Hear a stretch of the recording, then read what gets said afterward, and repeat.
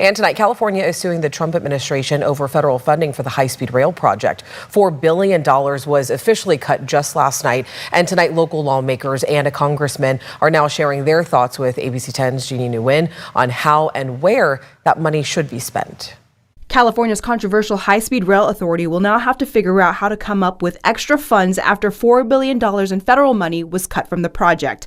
Tonight, Democratic State Senator Dave Cortese tells ABC 10 California will be responding with a lawsuit. Now what's going to occur is a lawsuit between us, the AG's office and the administration, which will probably tie things up for, I'm assuming, 2, 3, 4 years. And during that time, nobody can do anything with the cash flow. To date, high-speed rail officials say the Merced to Bakersfield corridor cost ranges between $34.9 billion to $38.5 billion, which is a big difference from the initial proposed $45 billion for the entire project from San Francisco to Los Angeles.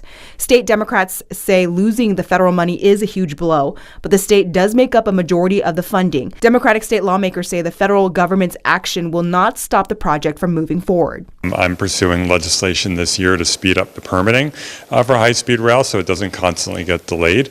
And in terms of funding, we need to invest as a state, and we have to be creative, and we need to consider, for example, partnerships with private entities. Meanwhile, Republicans see this as a win for the state.